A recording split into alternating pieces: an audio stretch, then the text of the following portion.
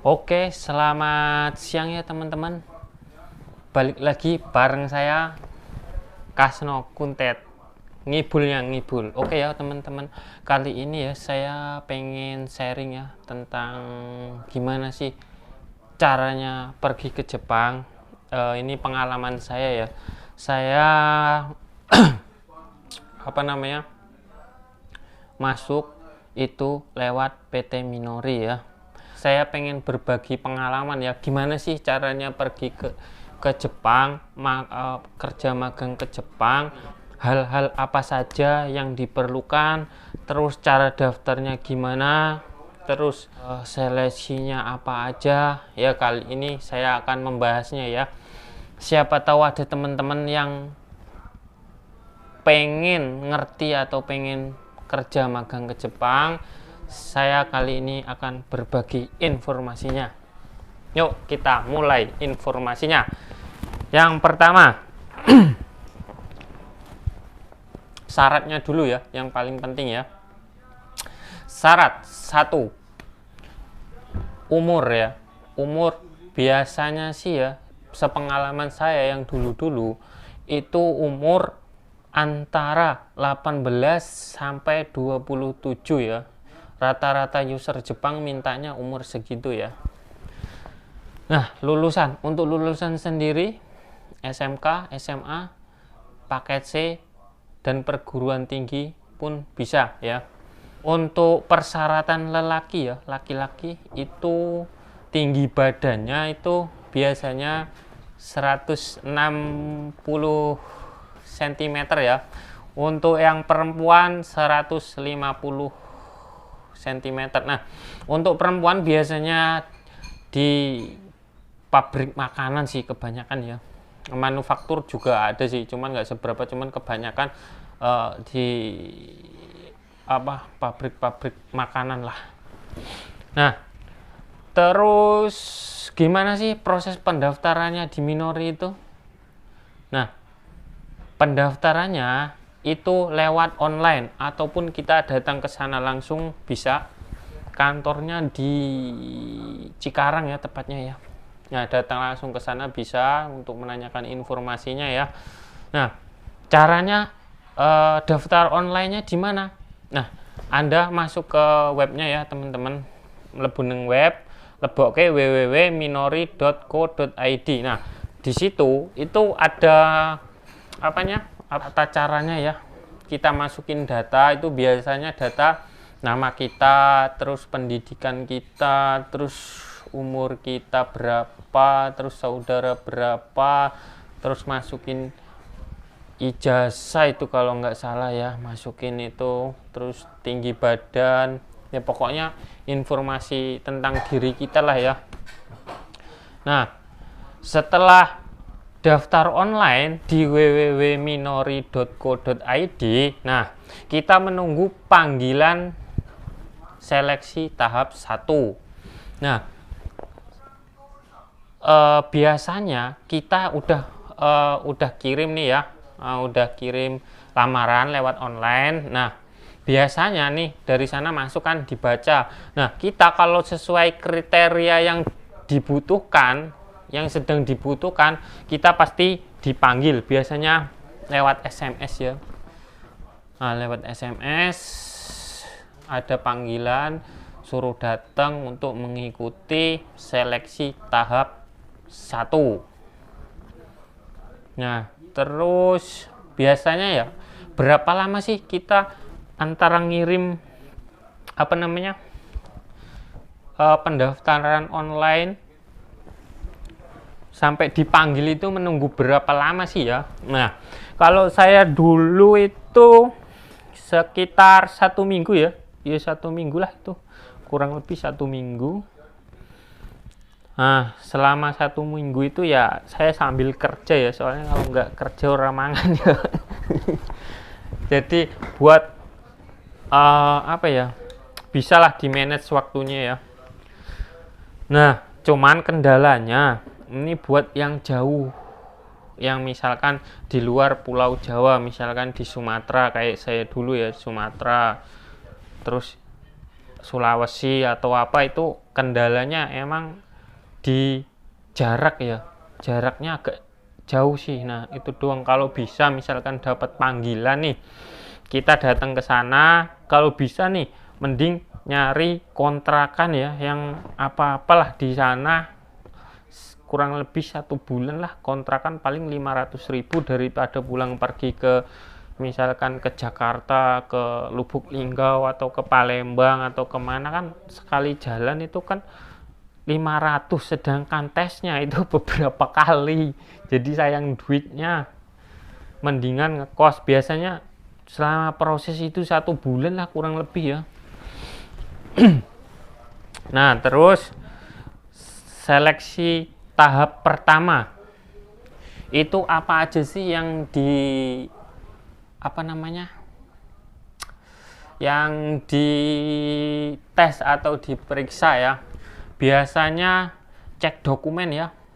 Biasanya cek dokumen itu kelengkapan dokumen kayak kartu keluarga, KTP, jumlah keluarga, terus pendidikan, terus pengalaman kerja.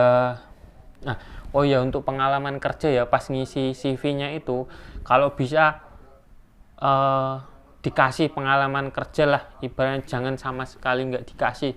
Misalkan sebelumnya kerja di bengkel atau di mana, ditulis aja apa ikut Bapak Daud di sawah, tulis aja nggak apa-apa, yang penting kita kerja nggak nganggur.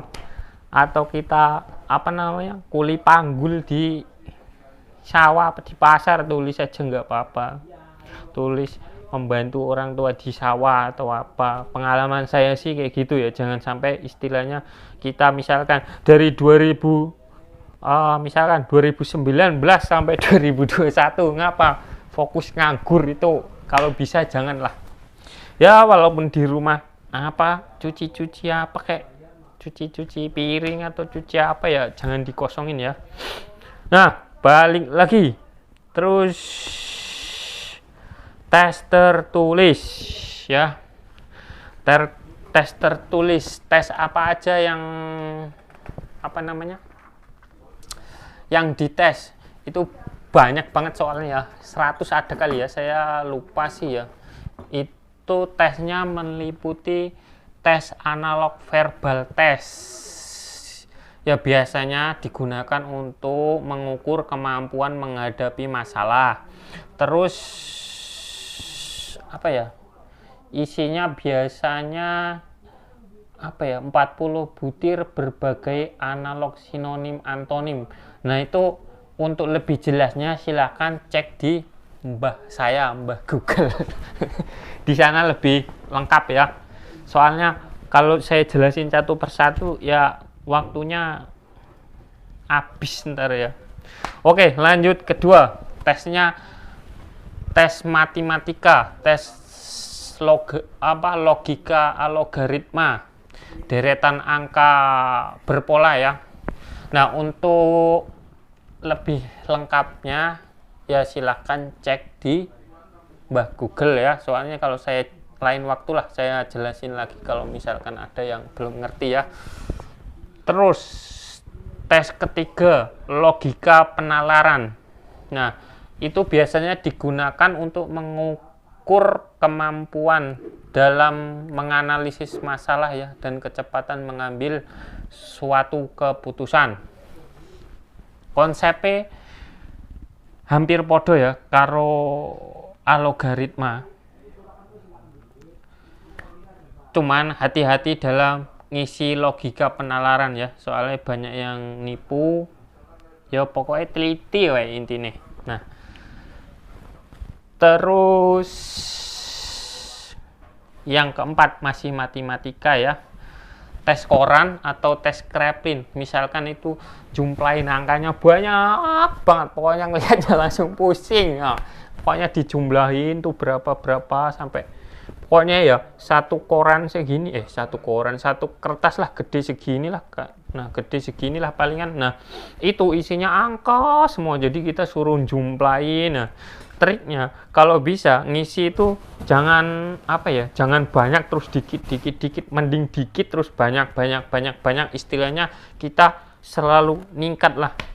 Nah itu ada pointer sendiri ya. Tes gambar ya, draw aman ya, tes gambar. Nah itu disuruh gambar orang dan mendeskripsikan ya, kita nggak harus pinter yang gambar orang, apa orang kayak maunya juga nggak apa-apa ya kalau nggak bisa gambar. Yang penting itu menggambarkan diri kita sendiri ya. Misalkan kita orangnya itu apa ya, pantang menyerah atau apa, kita gambar orang bawa cangkul atau apa istilahnya ya, gambar diri kita sendirilah ya. Anggap saja kita halusinasi ya, diri kita tuh kayak gimana, pasti bisa lah membayangkan diri kita tuh kayak gimana kan. Jangan yang dibayangkan ganteng dan cantiknya ya, tapi kepribadian kita ya, istilahnya tangguh, pantang menyerah, gambate lah, semangat. Terus balik lagi ya ke persoalan apalagi ya, ini tes-tes yang biasa kita makan ini tiap pagi ya. Tes warteg ya. Cari aja di internet ya. Biasanya tes warteg itu kayak kotak nih, gambar kotak biasa nih, seret-seret kotak ya, ada 8 pola kotak. Nah kotak itu mau kita bikin apa, misalkan kita pokoknya berkreasi lah, berimajinasi ya, mau dibikin orang lah, apa mau dibikin jam dinding kotak-kotak lah, apa mau kotak itu gambar TV atau lemari, pokoknya imajinasi kita harus main ya dari situ ya. Oke, itu aja ya teman-teman. Terus apalagi ya, setelah tes tertulis yang jelas, yang kedua tes fisik nih, yang paling berat ini nih, push up itu jelas, sit up. Nah, push up berapa kali? Sekuatnya kita. Sampai ini pun gempor ya. Sampai nggak bisa gerak sini. Urut terus. Sampai berapa kali kita kuatnya? Tuh tes fisiknya ya. Ya, makanya sebelum masuk nih, sebaiknya usahakan badan tuh harus kayak gini dulu nih. Harus berisi dulu ya, istilahnya nggak berisi juga nggak apa-apa sih sebenarnya, yang penting apa namanya, ntar dulu teman-teman ya, ini apa ini, mic ciglok disik, jeda disik ya. Aduh piye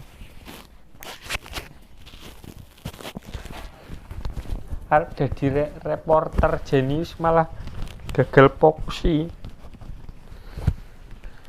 ya teman-teman ya. Sabar dhisik, ecok-ecok iki sponsor ya, harus nunggu dramanya mulai. Oke, balik lagi ya, tes apa mau ya, tes fisik ya, tes fisik push up berapa kali sekuate. Kowe kuat 100, 200, 300, 400, 500, 600, 700, 800, 900, 1000, ora kuat 1000 ya 100 ya oleh. Ora kuat 100 ya 30 lah.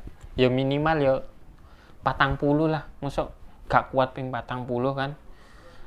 Wong amben dino ning kamar mandi kuat mosok 40 gak kuat. Nah. Terus sit up. Sit up padha wae ya. Sak boyokmu poklek, sak keselmu. Yang penting makin banyak kue sit up yo makin apa jenenge, yo makin peluangnya besar ya. Terus apa maneh ya, lali aku, lari apa ya nek gak salah ya, yo pokoknya nek gak salah lari lo, soalnya wis suwi lali ya wisan. Nah terus apa ya, usahake ya tes fisik iki sing kuat lah, ojo lemah lah. Walaupun kita lemah harus pura-pura kuat. Gimana caranya? Ya gimana caranya lah, dipikir sampean dhewe lah. wis dikei iki pasti iso mikir. Semua keinginan itu nggak ada yang simpel. Oke. Tes fisik wis to. Tes tertulis wis kabeh iki. Tes ket kapan kuwi biasane? Aku mbiyen kae ke jam 10 sampai sore burung mulih aku balik udanan kejadian tekan Bekasi tekan Cikarang Bekasi numpak motor udan-udan ranggo mantel. Wih, perjuangannya ya berat banget, apalagi kan ya aku nggak pernah push up, nggak pernah ini ya. Wah, di sini tuh nggak bisa gerak, saya nyampe rumah besoknya saya bolos kerja ya, pura-pura sakit ya, tapi nggak apa-apa lah, demi mengejar yang lebih kita berpura-pura dahulu tidak apa-apa. Toh kita tidak merugikan ya, nggak merugikan, nggak dibayar orang kerja ya. Ya wes, balik meneh konco-konco ya. Apa meneh kita tahap siji lolos apa ora, biasane kuwi apa ya langsung nggak langsung diumumke, enggak. Wis rampung tahap siji, tahap iki toh dhewe kon mulai. Buat teman-teman ya silakan pulang dulu ya, nanti kita kabarin lewat SMS atau kita telepon ya, terima kasih kayak gitu kan. Nah ya udah, akhirnya apa, saya pulang kan siang-siang nih, saya lagi kerja ya, lagi benerin motor. Saya kan kerjanya jadi inilah tukang servis motor, mekanik lah saya ya di Bekasi sana ya. Nah, dapat SMS, selamat siang dengan saudara Kasno. Ya, selamat Anda telah lulus mengikuti tahap 1. Nah, selanjutnya tahap 2, tes interview internal. Maksudnya tes interview internal itu kita wawancara, tes interview lah, biasa lah, wawancara, ngobrol-ngobrol lah, bahasa kerennya ya, ngopi bareng. Ya, tes interview ya. Nah, itu ditanya-tanya nih, ya sekedar ngobrol. Kamu di Jepang mau ngapain? Katanya, ya mau kerja, apa nyari pengalaman. Pengalaman wis oke, wis pahit. Golek duit ngomong wae.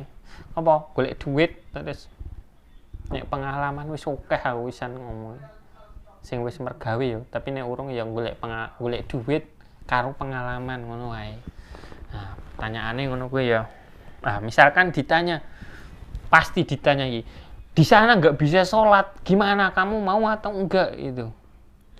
Jawab aja mau, harus mau, itu mau aja, yain aja iya. Di sana nggak bisa sholat, iya nggak apa-apa, udah saya ambil resikonya, saya udah mantep, apapun resikonya saya siap jalan merdeka. Wes, jawab aja kayak gitu. Kenyataannya di sini gampang kok sholat. Di tempat saya aja dibuatin tuh musola, ada yang mau oinori silahkan katanya, istirahat siang boleh. Terus malam aja bos bilang, nih sepi ya boleh lah sholat nggak apa-apa gitu. Udah malam nggak apa-apa, ada yang kayak gitu. Cuman ada beberapa juga yang kibisi banget ya, yang disiplin banget, sholat nggak boleh ya, itu udah resiko ya.